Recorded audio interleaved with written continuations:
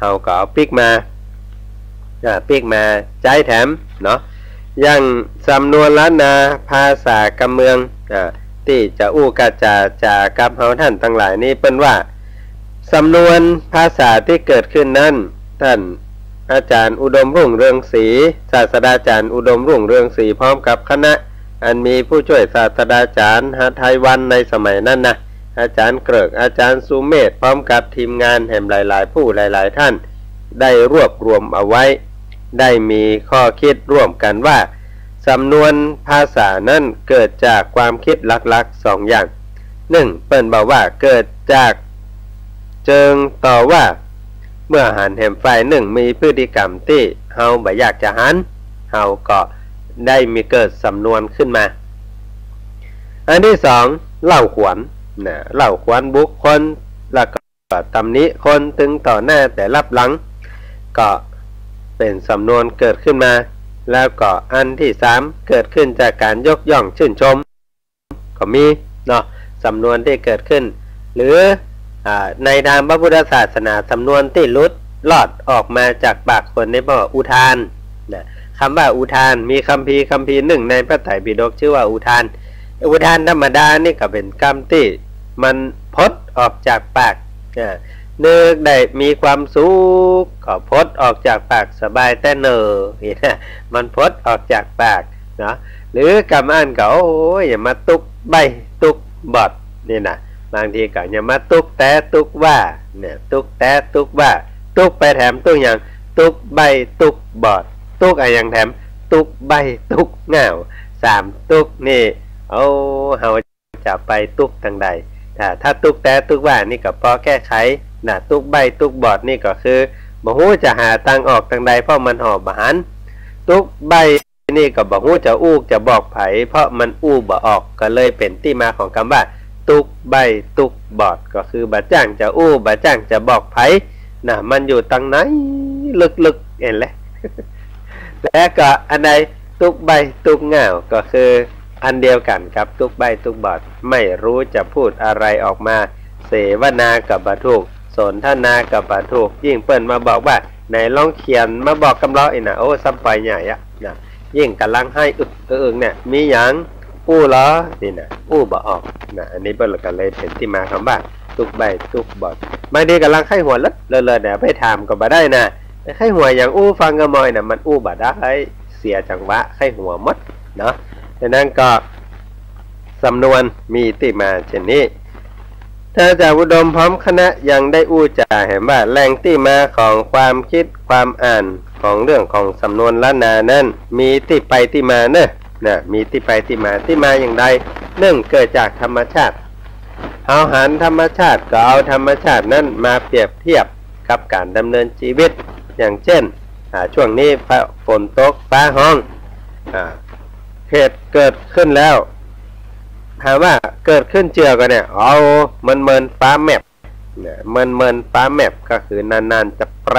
บเหี่ยกรรมหนึ่งเมินก็จะมาเหี่ยกรรมอย่างกฎอัยการศึกนี่มันจะว่าเกิดขึ้นนับได้นับเกิดนะเกิดขึ้นตั้งแต่ในสมัย2450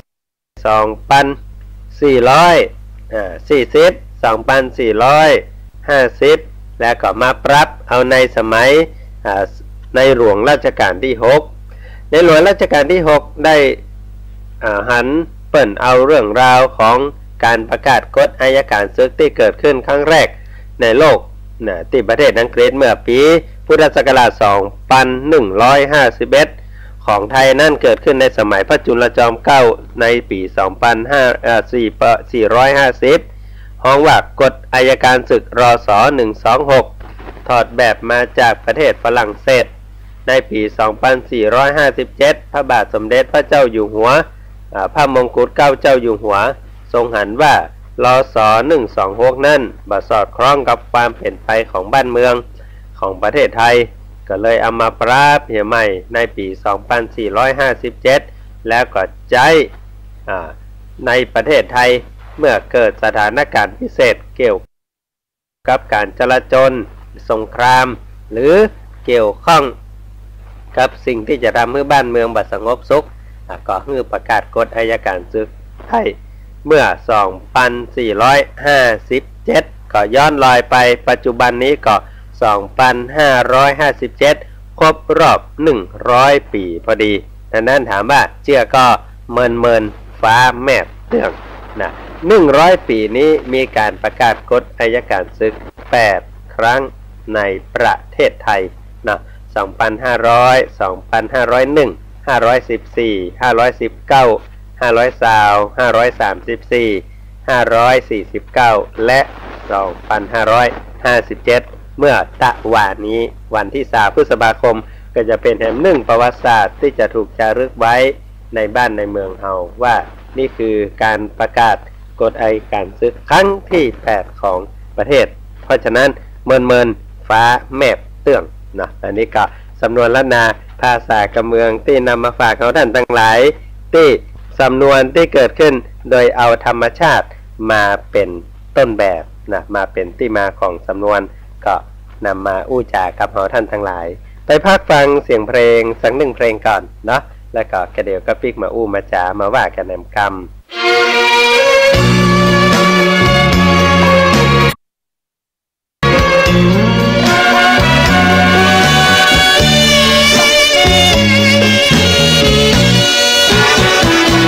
เงินใช่ไหมทำให้คนจนคืนคมเงินใช่ไหมทำให้สังคมตกต่ำเงินใช่ไหมทำให้คนลืมศีลธรรม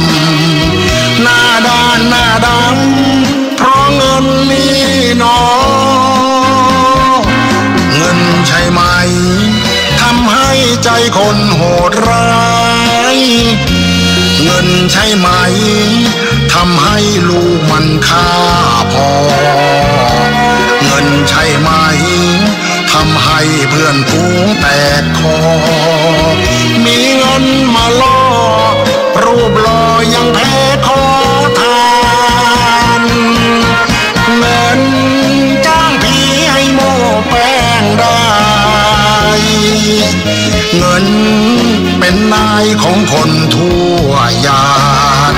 เงินมาพาหลุดความบริสุทธิ์แหลกรานทนทรมานกับคำท้าทายเงินใช่ไหมทำให้โลกเราสับสนคือเหตุผลทำคนให้มีช่องว่างบวชเป็นพระแล้วท่านไม่ยอมปล่อยวางปลูกต้นสตา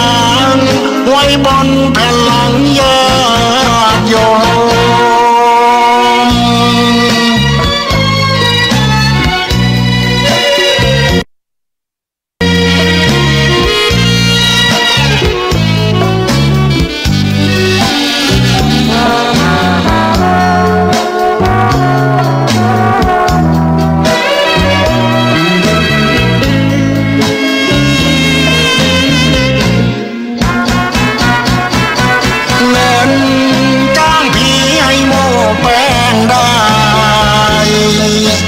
เงิน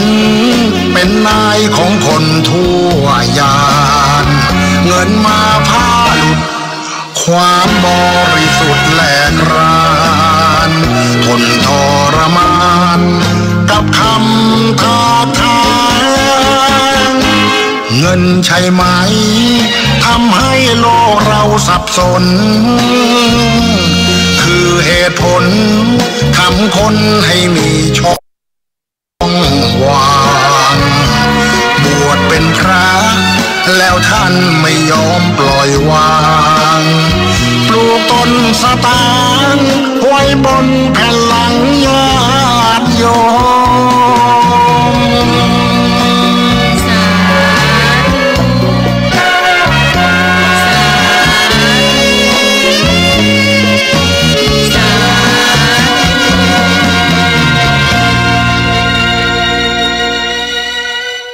นี่ก็เป็นเสียงร้องของศิลปินบ้านเฮาสุวรรณบ้านดอนนำเอาเรื่องราวของตำนานเทวดาตายโลก นะตวายโลกมาใส่เป็นทำนองเพลงซอให้กับเฮาท่านทั้งหลายได้ยินได้ฟังถึงเรื่องราวความเปลี่ยนไปว่าจะเกิดอย่างขึ้นเนาะความผันแปรหรือว่าความบรรทุกต้องดีงามของบ้านของเมืองเกิดขึ้นไม่ว่าจะเป็นการเดินทางของแผ่นดินไฟฝนตกฟ้าห้องน้ำนองจนกระทั่งเกิดความหวั่นไหวขึ้นในจิตใจของผู้คนปัจจัยมันยิงตุเจ้าพนายข้าราชการทหารจันเจ้านายจันผู้ใหญ่ตลอดถึงประชาชนคนทั่วไปสรรพสัตว์ทั้งหลายเปลี่ยนแปลงไปบิดเบือนไปก็เพราะศีลเพราะธรรมที่อยู่ในใจทั้งสิ้นเนาะโดยที่สุดแล้วก็คือคำสอนในเรื่องของตายโลกนั้นบ้านเมืองจะเข้าสู่ความร่มเย็นเป็นสุขได้ก็ต่อเมื่อประชาชนผู้คนทั้งหลายเอาศีลธรรมมาเป็นสรณะที่พึ่งแต่เมื่อใดก็ตามที่บ้านเมืองจะบาอยู่เย็นเป็นสุขก็เพราะว่าประชาชนคนในบ้านในเมืองนั้นเอาศีลเอาธรรมออกจากจิตจากใจเอาแต่การเอารัดเอาเปรียบซึ่งกันและกันบ้านเมืองก็จะบาอยู่เย็นเป็นสุขแม้กระทั่งมีเข้าของเครื่องใจเข้าของเงินทองสัมปติมั่งมูลตุ่นเต้าเพียงใดก็ตามท้ายที่สุดแล้วพอบ่มีศีลบ่มีธรรมเข้าของเงินทองเครื่องใจทั้งหลายเหล่านั้นก็เดินทางไปสู่ความหายนะบ่เป็นประโยชน์เกื้อกูลต่อไผสักคนเฮาก็นึกว่าเจ้าของกิจการจะขาดทุนอยู่คนเดียวแท้ที่จริงแล้วเฮาก็บ่ได้ซื้อครัวเฮาก็บ่ได้ขายครัวปอกับเปิ้นนั่นแหละเมื่อทุกอย่างสงบเรียบร้อยแล้วเหลวมาพอรอบข้างเฮาก็พุดตื่นมาหลายเดือนแล้วโลนี่เนาะบ่ใจกับเปิ้นกับเฮาเหตุการณ์นี้เกิดขึ้นบ่ใจแค่100 ปีแต่ก็หลายพันปีที่ผ่านมาเกิดขึ้นณดินแดนของชาวรั้วที่อยู่ในผืนแผ่นดินที่มีแม่น้ำไหลผ่านอุดมสมบูรณ์เนาะมีแม่น้ำปิงไหลผ่านชาวรั้ว9 ตระกูลได้แบ่งที่ดินกันอยู่อาศัยสร้างบ้านสร้างเมืองจนกระทั่งนี้บ้านเมืองเจริญรุ่งเรืองรั้ว9 ตระกูลนั้นสร้างบ้านเมืองอยู่ที่ไหนอยู่ในผืนแผ่นดินริมน้ำปิงในผืนแผ่นดินนี้มีบ่อเงินบ่อทองบ่อแก้วผู้คนทั้งหลายพากันนำเอาดอกไม้มาไหว้มาสาเข้าตอกดอกไม้มาปู่ชมปู่จาบ่อถึง3บ่ต้องเอาอย่างมายกมือไหว้มือสาเอาเข้าตอกดอกไม้มาไหว้มาสาและก็ตักเอาไปตักเอาจากไผ่ข้าได้แก้วก็ตักเอาแก้วไปไผ่ข้าได้เงินก็ตักเอาเงินไปไผ่ข้าได้ทองก็ตักเอาทองคำไปเอาไปกินไปใช้ไปจ่ายในบ้านของตนสร้างความสงบร่มเย็นอยู่เย็นเป็นสุขข่าวคราวของเมืองของรั้ว9 ตระกูลเนาะเนื่องจากว่า9ภาษาบาลีแปลว่านวะหรือนพในที่สุดแล้วบ้านเมืองที่มีเศรษฐีอันเป็นชนเผ่า9 ตระกูลนี้ก็กลายเป็นชื่อบ้านชื่อเมืองว่านพบุรีนวบุรีเป็นดินแดนที่มีชื่อเสียงเพราะว่าผู้คนในบ้านในเมืองมีแต่ความอยู่เย็นเป็นสุขการเล่าลือว่าเมืองนี้เป็นบ่อเงินบ่อทองเป็นบ่อแก้วคนทั้งหลายก็พากันไล่ลั่งทางมาจะมาค้ามาขายเดินทางมาทำธุรกิจเหมือนกับเปิ้นไล่ลั่งทางมาในยุคปัจจุบันไผก็จะมาตั้งร้านไผก็จะมาเปิดร้านไผก็จะมาทำธุรกิจการค้ากับบ้านกับเมืองนพบุรีนะสมมติอย่างในภาพเที่ยวหันจนกระทั่งวันหนึ่งศีลธรรมในจิตใจคนเนี่ยมันเสื่อมลงแทนที่จะมาค้ามาขายบ่ได้บักเกิดอย่างนั้นแล้วเกิดคนที่เดินทางเข้ามาว่าเนี่ยใดเฮาจะได้เป็นเจ้าของบ่อตึงสามนี่มันฟรีหรอนะมันเป็นฟรีแลนด์ใครจะเข้าจะออกได้หมดเนี่ยขอให้มีดอกไม้ธูปเทียนไปบูชากับปิกบูชากับ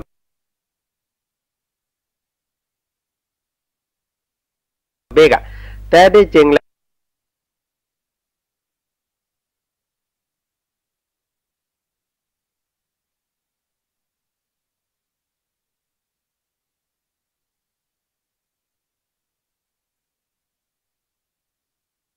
้วบ่อเงินทองบ่อแก้วมีต้นทุนนะเนี่ยใด